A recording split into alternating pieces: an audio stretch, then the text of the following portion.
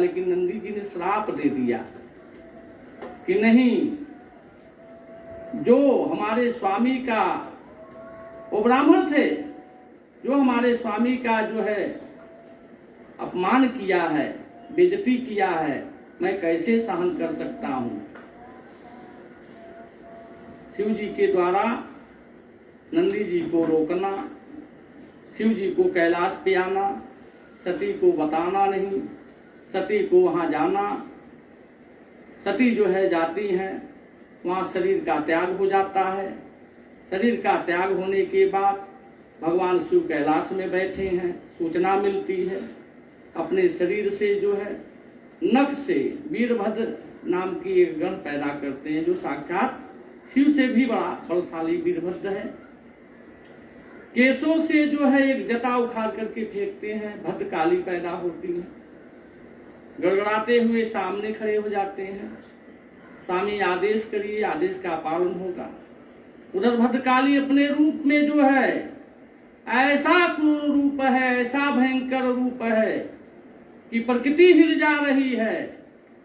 कैलाश में जितना जीव जंतु हैं वो लोग जो है भयभीत होकर के कन्नाओं में जाके छिप जाते हैं कि नहीं महाराज, ये तो अनर्थ हो जाएगा। आज वीरभद्र गड़गड़ा करके जो है अनंत योजन हो गए, लाल लाल आंखें हो गई, अपने स्वरूप को बर्दाश्त नहीं कर पाए। उनके शरीर से तपन हो रहा है, ऐसा तपन हो रहा है कि प्रकृति को भी जो है मलिन होना पड़ रहा है, प्रकृति रुदन कर रही है। भगवान शिव ने दृष्टि देखा, वीरभद्र स्वामी आदेश करिए, बोले अपने रूप में आइए, क्रोधांगिनी अवस्था से हटिए, क्रोध करने की यहाँ व्यवस्था नहीं है, सामंजस्य से जाइए, आपको कहाँ भेजा जा रहा है। राजा दक्ष के उस कनखल महायज्ञ में, राजा दक्ष की जग कहाँ हो रही थी? कनखल में। कनखल कहाँ है? हरिद्वार में पड़ता है।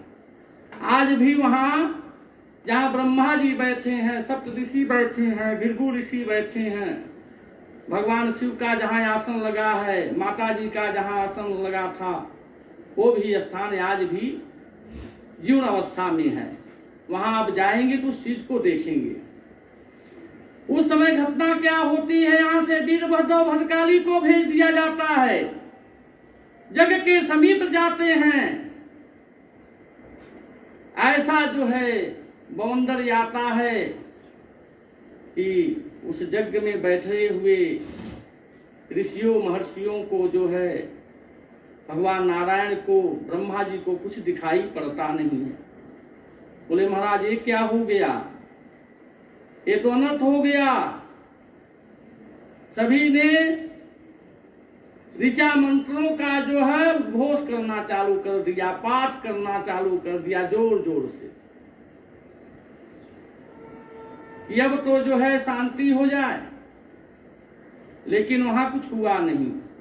वीरभद्र जाते हैं, सबका मर्दन कर देते हैं, यज्ञ में जो है मलमूत्र का जो है प्रवाह करके जग को नष्ट कर देते हैं।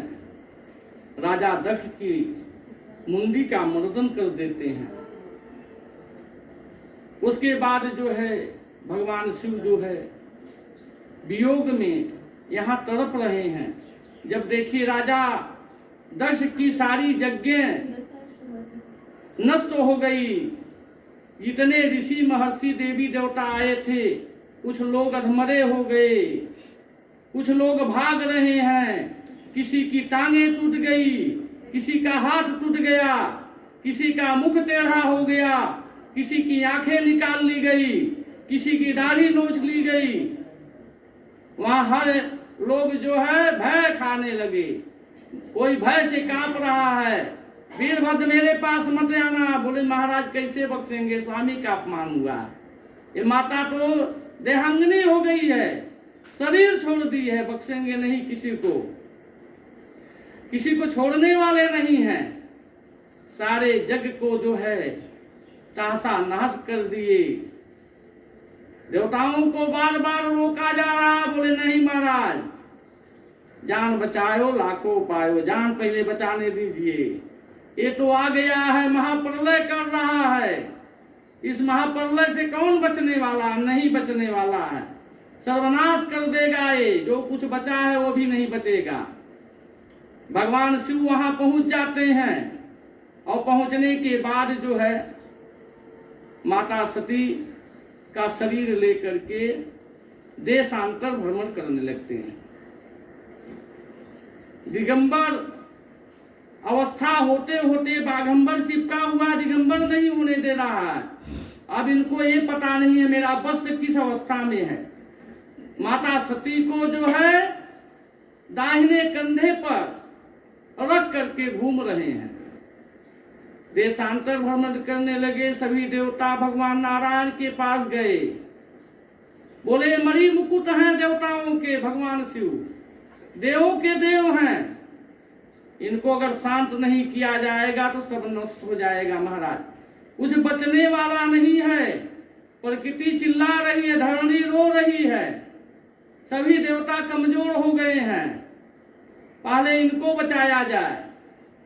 भगवान शिव ने वहां से त्रिशूल चक्र भेज दिया कि जाओ इनके शरीर को जो सती रूपी भार लेकर के चल रहे हैं इनको पहले हल्का किया जाए महाराज। वहां आ जाता है चक्र सुदर्शन भगवान नारायण का, बामन अंग कटता है, वो अंग जो है बामन पीठ बन जाता है। आज बंगाल में माता जगदम्बा दुर्गा का इतना पूजन क्यों होता है? सबसे ज्यादा यहाँ पीठ है, 10 पीठ है। वीरभूम से लेकर के कलकत्ता तक इस बंगाल के अंदर शक्ति का 10 जंग गिरा हुआ है। यहाँ 10 शक्ति पीठ है।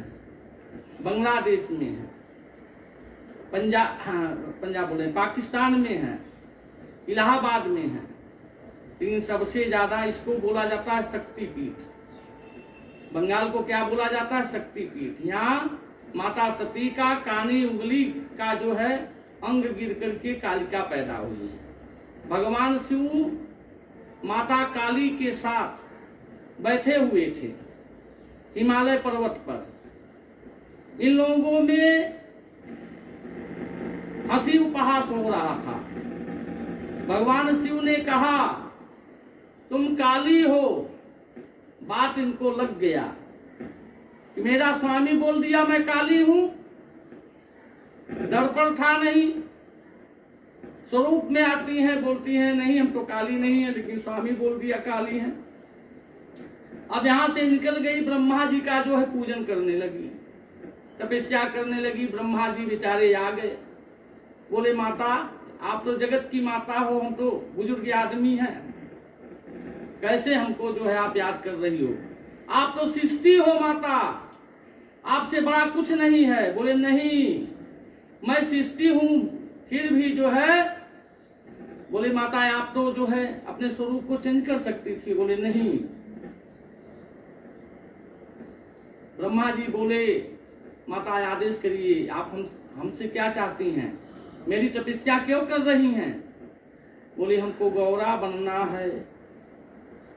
ब्रह्मा जी ने कहा एवं मस्तु माता, आप इस योग तो हमको समझ ली, आप जैसा स्वरूप चाहती हैं वैसा स्वरूप आपका हो जाए। बोले गौरा स्वरूप हो जाए। वहां से एक नाम उनका गौरी जी पड़ गया। क्या पड़ गया? गौरी जी पड़ गया।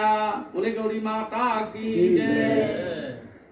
फिर उसके बाद जो है भगवान शिव उस जग मंडप में पहुंचते हैं। पहुंचने के बाद सभी लोग मान मर्दन करते हैं, भगवान शिव को चरणों में गिरते हैं, माफी मांगते हैं। सभी देवता, सप्तऋषि, जितने ब्राह्मण थे, राजा दक्ष भी आकर के चरणों में गिर गया।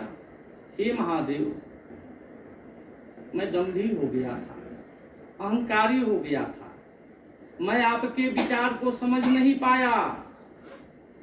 इस नाते मैं बारंबार क्षमा मांग रहा हूं, हमको माफ कर दीजिए। मैं आपका जितना अपमान किया हूं इसका प्रायश्चित मैं भोगने के लिए तैयार हूं। हे जमाई राज, हे देवाधिदेव, आप आदेश करिए कि हमको प्रायश्चित के रूप में क्या भोगना है। तब तक उनकी सासू माँ आ गई, सती जी की माता। बोली हम आपसे कुछ बोलना चाहती हैं। देवाधिदेव महादेव ने कहा सासू माँ बोलिए, आप क्या बोलना चाहती हैं। बोली हे महादेव, मैं यही बोलना चाहती हूँ कि आप जो है एक काम ये करिए कि हमारे स्वामी को जो है, जो मुंडी कट गया है, इनको जीवंत कर दीजिए। बोले हमारा ससुर तो अहंकारी हो गया था। ठीक है, दंभी अहंकारी को किसके समान मानना चाहिए? बकरे के समान, बकरी के समान मानना चाहिए, क्योंकि मैं वो करता है। मैं मेरा सब कुछ है, तेरा कुछ नहीं है भाई। परमात्मा जिसको जो कुछ देता है वो तो परमात्मा का दिया ही है। कोई आदमी किसी का देख करके मैं करता है, मेरे पास भी ये हो जाए, मेरे पास ही हो जाए, नहीं। जब उसकी कृपा होगी तभी कुछ होगा।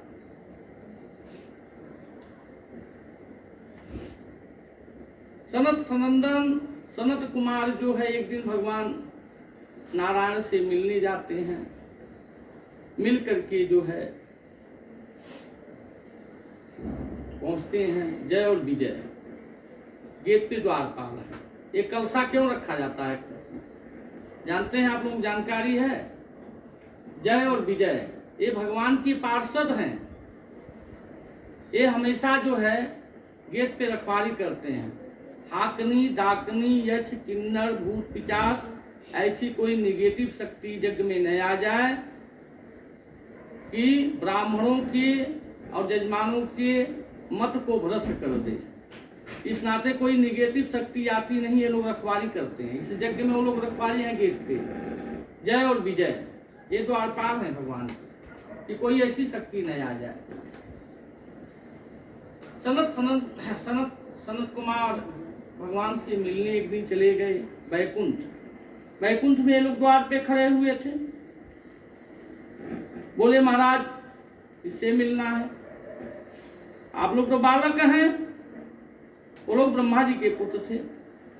मानस पुत्रों में 11 पुत्रों में उनका भी एक स्थान था। लेकिन वो लोग बोले भाई हम सृष्टि का रूपन नहीं कर पाएंगे, हम सृष्टि हमारे बस की बात नहीं है, हम गृह शास्त्र में नहीं जाएंगे, हम संन्यास आश्रम में जाएंगे। और जैसे जिस उम्र में है इतना ही उम्र में हम रहेंगे। भगवान ने कहा जाओ जो मर्जी है ऐसा करिए आप लोग। भगवान के परम भक्त थे। अब वो लोग जो है मंत्र को, भगवान के नामों का स्मरण करने पहुंच गए कि ओम नमो भगवते वासुदेवाय, ओम नमो भगवते वासुदेवाय, ओम नमो भगवते वासुदेवाय, ओम नमो भगवते वासुदेवाय, ओम नमो भगवते वासुदेवाय, ओम नमो भगवते वासुदेवाय, ओम नमो भगवते वासुदेवाय, ओम नमो भगवते वासुदेवाय, ओम नमो भगवते वासुदेवाय, ओम नमो भगवते वासुदेवाय, ओम नमो भगवते वासुदेवाय, ओम नमो भगवते वासुदेवाय, ओम नमो भगवते, ओम नमो भगवते वासुदेवाय, ओम नमो भगवते